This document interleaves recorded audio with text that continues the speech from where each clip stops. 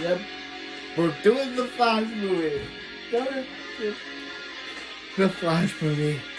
The Flash. The one starring that guy. Who we don't talk about because you know his name. Ezra. You know his name, Ezra Miller. That's the guy we're going to talk about. Hello, I'm Mustache Crick. I remember it's you don't Hey, have Crick. to. You might have noticed there's been a lot of movies about multiverses recently, and I'm trying to explain why people are starting to get sick of them. I'm still not following. Okay, multiverse movies are like a bowl of oatmeal. At first, it's kind of passable, but you get tired of it after a while. So you need to do something to sweeten it up, like a banana or a Spider-Man movie. But then everybody thinks they can do it, so they try it with different fruits, like raisins. But raisins aren't bananas. Raisins aren't bananas. Raisins aren't bananas. I'm still not following. Perhaps I can explain that. Who are you? What? I'm you, but from a different dimension where we like emo music. Oh, how What? was it? Not great. I'm still not following. Okay, multiverse movies are like a book. If you read it as one story, it works. But if you jump around to random moments, Like 2023 Flash meeting 1989 Batman. it's not going to come together as well. Where do you fall on My Chemical Romance? Will you get off that already? Nobody could. I'm still not following. Perhaps I can explain. Who are you? I'm you from a dimension where hot pockets are cold pockets. Oh, What? how does that? It doesn't affect us at all. I'm still not following. Okay, imagine the multiverse movies are this pen. A pen that wrote all this science babble that's supposed to explain things. I'm following. It'd be like how you're tired of this trope where analogies simplify the multiverse. I'm still not following. Perhaps I can explain. What dimension are you from? Nowhere, I'm just standing. Oh. Okay, multiverse movies are like Swiss cheese. It's just a bunch of holes. Exactly! I'm still not Oh, following. shut up. Unless you're a Spider-Man movie, everyone seems to be sick of multiverses. And arguably, the one that suffered the most from this was The Flash. The film was hyped up quite a bit from new head of the DCEU, James Gunn. But the responses from critics, audiences, and especially the box office was less than stellar. There's a lot of reasons people like to speculate why this film bombed as hard as it And Michael did. Shannon It's did not reported like this wanted movie. culture of crimes, the constantly delayed production, the fact that a lot of these DCEU characters are on their way out. But what I've heard constantly is that people are just getting sick of multiverses. I guess as trends go, this would be a rather short run, but maybe part of it's that it's a genre within a genre. Most multiverse movies are in the superhero genre, which people are finally starting to lose interest in. Not that superheroes are dead or anything, but we're around 15 years of them really exploding in film. It's going to decrease at some point. Where something like the Spider-Man movies combine crossovers that seem poetic and make sense, The Flash combines a lot of things that sometimes go and other times feel like there's ulterior motives. I know this is loosely based on Flashpoint, but half the time it feels like it's either cashing in on past properties or setting up future ones. And again, I think people are becoming distracted by this strategy. I'm not gonna lie though, I like the film. Just enough. It's a mess, and I'm not surprised when somebody doesn't like it, but the stuff that works is unique enough and emotional enough that I am glad I checked it out. I'm just on the cusp of saying I don't think it works, but I think it pulls through. Like, by a hair. It's a lot to unpack, so let's take a look. This is... Wait, what universe is he from? I'm not, it just moved to the couch. I'm still not following. Don't worry, I'll walk you through. Thank you. The Flash. What? We open with Barry Allen, played by Ezra Miller, getting breakfast when he suddenly gets a call from Alfred, played again by Jeremy Irons. Sorry, I'm in sort of a rush for the sandwich. You can't rush a good sandwich, dude. Like you can't rush a movie that's really gonna underperform. I confess the first time I watched this, I missed the title starting up until he's interrupted.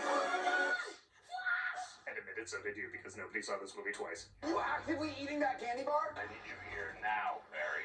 Hi, Bruce. Yes, I'm... I do like the idea that the fastest man in the world has issues making time for everything, which feeds even more to the time travel angle later, as he makes his way to Gotham City, or as we're coming to know it, Philly, Chicago, Detroit. Philly, Chicago, Detroit. in the basement. Like Gotham City Has to take doesn't over from look like Batman, Gotham played City. again by Ben Affleck, played briefly by Black Widow. And the hospital, Barry has them. I find that so funny. Wow, I never thought I'd say this, but I miss the really fake-sounding Batman voice. I mean, okay, I guess it's not that bad compared to other Batman voices, and let's face it, this is an impressive Batman game demo. Oh, I mean, look at the real Batman doing all these real stunts. My speed is lagging. Running on empty, Alfred. The effects don't get much better as Barry has to save a bunch of falling babies while trying to get energy for Speed because he hasn't eaten. Sergio, there's a baby. This is a funny moment that cleverly shows the limitations of his power and how they work, but I'm sorry, were half these babies already microwaved before they were memed? The director famously tweeted some of the effects were meant to look weird, as he wanted things when he was in the Speedy realm to look otherworldly. Okay, fair, but how do you explain moments not in the Speedy realm? I'll admit I give superhero movies a little more leeway when it comes to effects, as I want them to look appealing as opposed to real. But unless you're a Polar Express character farting a scene from Food Fight, I don't think you're gonna find this appealing. You should seek the services of a mental health professional. The Justice League is not very good at that part yet. Trust me. Yeah, why don't we just start a count of shirt-tugging moments reminding us of the real world Ezra Miller? Fire the editor who said, yeah, leave that in. Right after you fire most of your effects, dude. Yeah, that baby looks. Batman needs That a baby hand, but CGI Batman looks Fred terrible. is there to help. Sorry I'm late. I only appear exclusively in cameos now. Yes, This, of I course, was leads in. to some classic I was numbers in sharing. Whatever the Shazam last too, of truth is but I don't even know Shazam. Powerful persona to compensate. I barely even know the guy, but I was in his movie. The lasso of truth never gets old. I hate to say it, but she's right. Those jokes usually work. Aw, shit. That in-tech scam finally caught up with Peter. Way I can imagine she's alive. Out there living her life. Actually, that's Barry's father, Henry, played this time by Ron Livingston, who was wrongfully arrested for the murder of his wife, who was killed while he was out getting tomatoes. The footage Barry uncovers, though, doesn't show a clear shot of his face. Even though he's wearing the same clothes the cops must have seen him in that day, what are the chances of someone else wearing the exact same thing there? I don't know, it's not enough. And this causes Barry to have a flashback to the last time he saw his mother, played by Maribel Verdú. How many calculations can you think of with an answer of 24? There are a bajillion answers. Not every problem has a solution. Sometimes you just have to let go. Remember that if you ever go time traveling. She asks Henry to pick up tomatoes at the store, and while she's out, somebody sneaks in thinking the place is empty and kills her. Barry! Call 911 now! That's right, Barry, 911 is outside. What are you doing?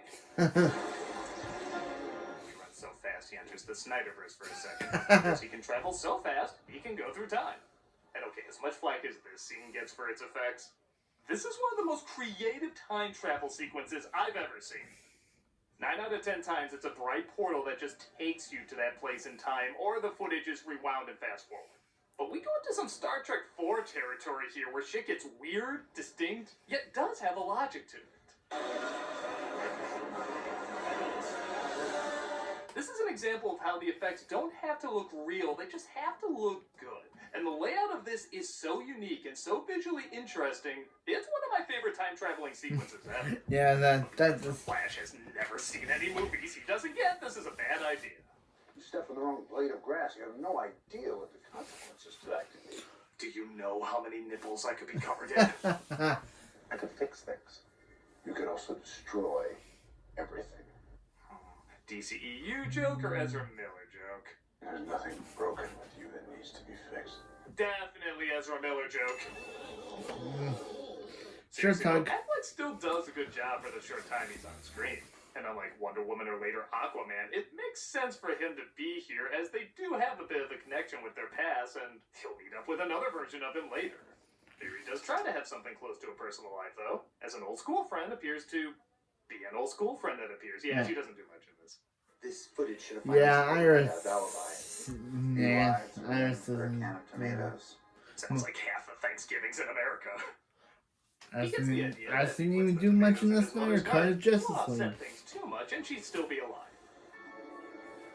Great! I can change it so Tucker Carlson feels like he can buy drinks for the M&Ms again.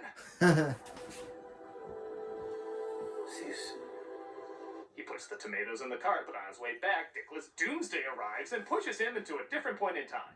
His mother is still alive, his father isn't in jail, and an insufferable version of him roams the streets. Of course. Flashback? Is that a thing? How old are you? Okay, so there's two big takeaways from their Okay. interactions.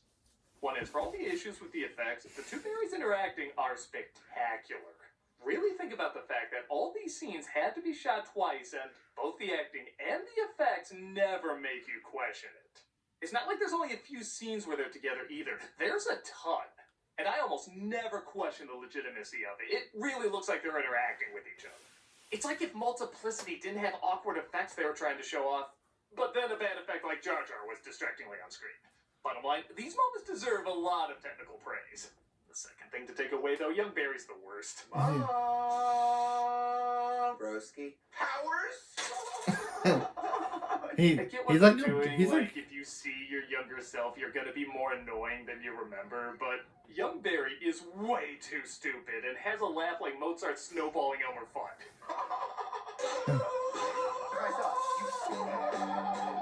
His whole character is that laughing guy from the opening of Fifth Element. I could drug you, and then you pass out, you wake up, and you forget that anything ever happened, and it wouldn't be wrong, right? yeah, no. That said, Sure, time travel tugging. is a surprisingly good way to make this an origin story. As old Barry has to make sure young Barry gets his power so he can still save people, which involves him getting struck by lightning in a lab. We see a cool effect where his cells can vibrate so fast they can go through walls, which plays very little into this story, but screw you, I think it's cool. And the lightning goes through both of them, causing young Barry to get powers and old Barry to lose his tooth. Dad has powers. Why did nobody tell me I look like a drunk T-1000 ice skating? And Barry, of course, loves his new powers, but doesn't know his limitations yet. What did you do? Sure, tugging. Are we always just sleepy and hungry and naked? I mean, you're in college, so yeah. It turns out this was around the time when General Zod, played with passing interest by Michael Shannon, Yeah. invades the planet looking for Superman. My name is General Zod. Yeah, Michael Shannon said You this. can tell if TV, static, or just normal CGI character in this movie. Barry remembers saving his first civilian around this time. Couldn't get his dad. That was all I could do. Just save that one kid. But wait, you never actually saved anyone before. I'm just assuming you're doing that in the Snyder version. He finds out from his roommates, who just love Warner Bros. Stuff, that his universe has been greatly altered and there's no superhumans but himself. This leads to some good laughs when he's trying to find the Justice League. Hello. Hello, Thomas Curry. Yes. I'm Your Boba wife is Fett. the Queen of Atlantis. Hey, look, it's Boba Fett. Very funny, asshole. Wait, did Star Wars show take over like half of your Star Wars show? Yep, we remember that. Find out there's a Actually, I Batman, remember though, that. who I guess just leaves his mansion open. Dude, you really could have incorporated the walking through walls power here. And they stumble across this world's version of Bruce Wayne, played by Michael Keaton. Who the hell are you? Michael Keaton. The guy who lives here. Now, I do like seeing Michael Keaton back, but I will admit, I don't think this is the same as the Burton version. There are similarities, but there's a few too many things that don't quite add up. Zod exists in this universe, Batman's not needed anymore because this Gotham City is too safe. This is how 89 Batman paints. I'm sorry, I don't buy it. There's a good callback to Barry and Bruce's first introduction that's then ruined by this joke. Wait, he's Batman? Bruce Wayne is Batman? It's like the Snyder Flash talking with the Whedon Flash. I'm just waiting for him to erupt into a routine about brunch. And we're introduced to 3 overused tropes. The old bitter hero, explaining how time travel doesn't work. And as I mentioned, an analogy for the multiverse. Present, new, future. Yeah. Time doesn't work like that.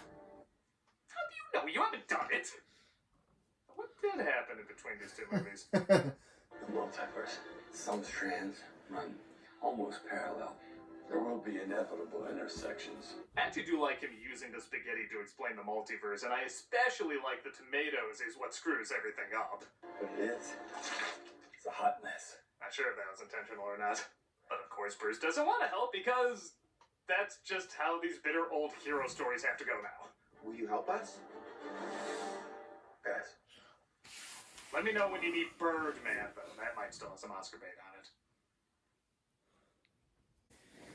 The 2 Barrys go into the Batcave to find the Batcomputer, the Batmobile, and Joker's laughing box.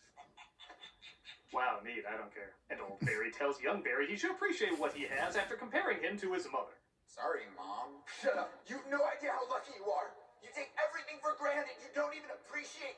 Yeah, just play it. You know you're waiting for it. Sure, Wins tugging. Bruce over pretty fast when he says one of the inevitable cross-sections is every Bruce has an Alfred. Inevitable intersections are something none of the theories could have anticipated, because how do you explain that except for fate? I know I should feel something here, but all I'm thinking now is, what if Keaton is this universe's Alfred? Like, Batman died and Alfred laid low, and then he just told these two people who broke in that he's Batman? Dude, that's the version I'm telling myself this is. That would be honest, that. It's a little better than what we got. That would be cool. After Bruce goes to his Batsuits not in the Batcave. Seems like a waste of a trip, but I don't know, I guess you can't have too many. He shows up in the cape and cowl, and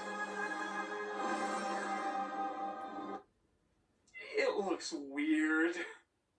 I think Keaton is killing it as Bruce Wayne, but when he has to put on that outfit at 71 years old, especially in a movie that doesn't shoot him in the way that outfit is supposed to be shot, it looks pretty silly. Sometimes from a distance it looks alright, like when they go to Russia to locate a supposedly captured Superman to take on Zod. Why is it so cold? It's the Arctic, Barry. Why do I have skin? Do chickens know they're delicious? Am I Batman too? This might hurt. Agreed, the CGI fight is gonna be painful to watch. As you'd imagine, the fighting doesn't look that great. It kinda looks like Pixar Presents Injustice. But it gets a little fun when they discover it's not Superman they captured, but rather Supergirl, played by Sasha Kal-El. I think it's, her name is Again, the Sasha effects don't look real here, but they are Kal-El. fun. Not Sash. Leading to some creative camera work and Sasha. some cool moves. Once she takes them all out, they get her back to the manor where we get, in my opinion, the most Batman scene from Keaton.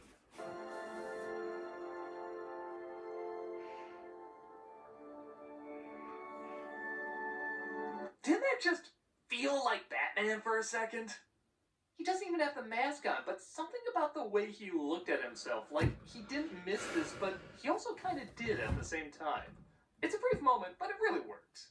We came to this planet looking for a safe place to live, and they put me in a cage. A lot of humans are dicks. Supergirl is nursed back to health, and despite not being much of a character on the written page, I think the acting and cool costume do give her a good identity. She's not amazing or anything, but I wouldn't mind seeing more of her in another film. But I'm not a human. With that said, her scenes are pretty rushed, as she too says to humanity and takes off. We get a nice talk between Bruce and Barry that once again shows, despite his awkwardness in the Batsuit, Keaton has Bruce Wayne down perfect. In another timeline, I could see these two working in a Batman Beyond type universe. As if putting on a cape and fighting crime would bring my parents back. You actually did it. You brought my parents back. No, Bruce, I didn't. Can you take me to my mommy? Bruce, you're scaring me. I sleep upside down, you know. They try to recreate Barry getting his powers just as Supergirl has a comically rushed change of heart and suddenly wants to help. Yeah, took 2 minutes. They do a good job visually showing why she wants to help as they recreate him saving her with her saving him. I've got you. And there is a good talk about how she was sent to protect Kal-El, but since his craft didn't make it, saving these lives might atone for it. Krypton was a beautiful place. We are people of hope. Not war.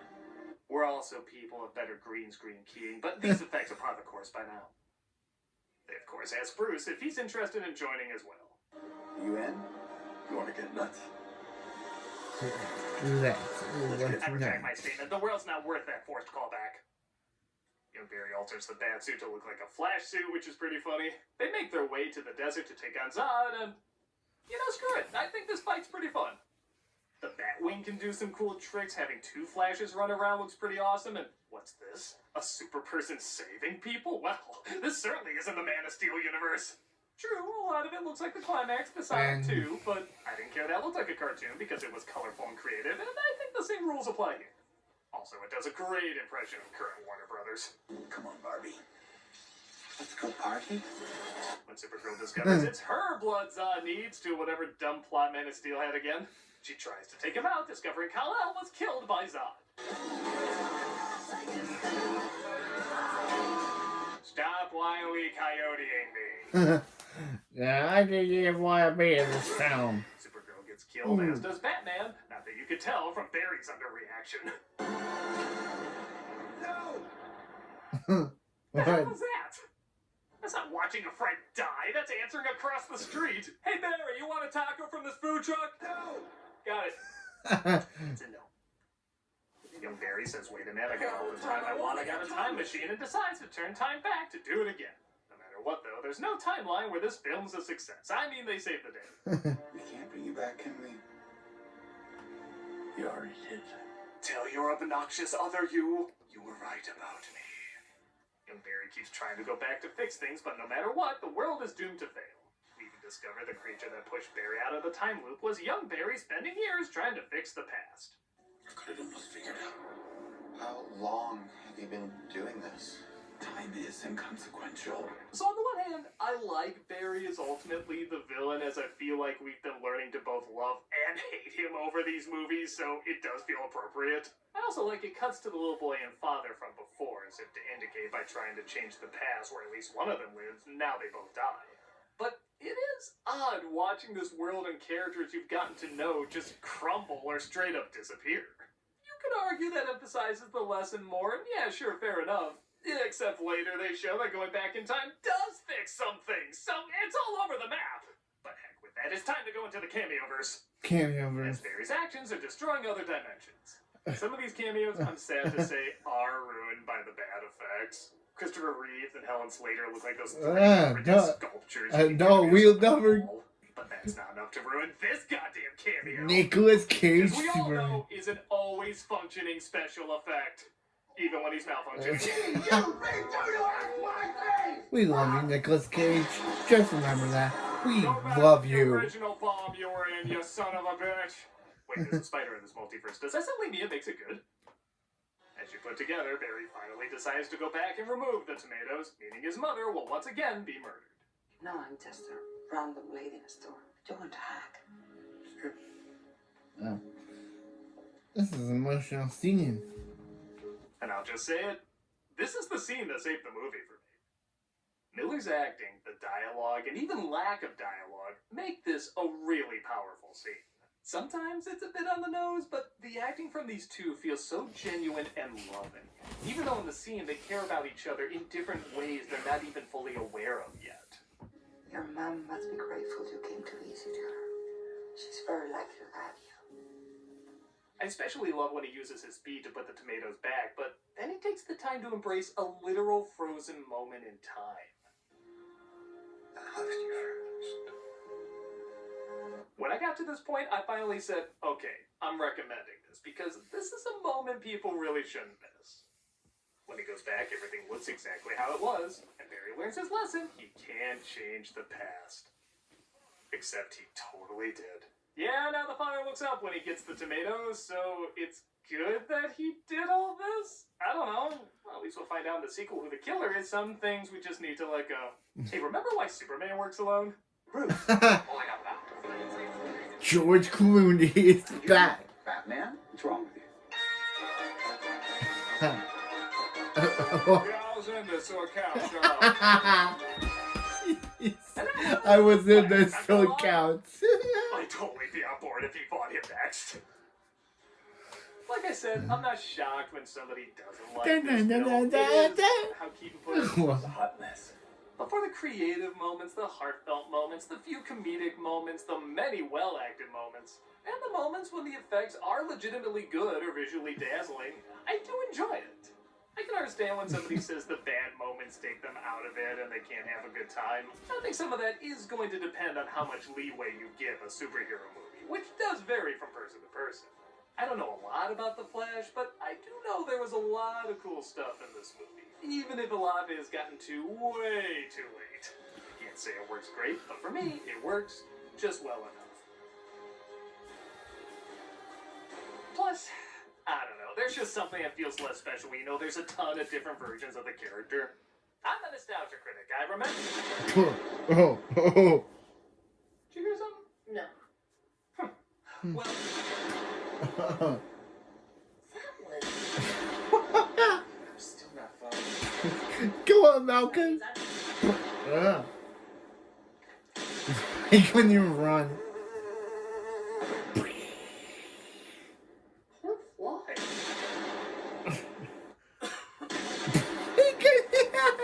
What is going on? Don't. Dude, not blowing up the earth, that'd be weird.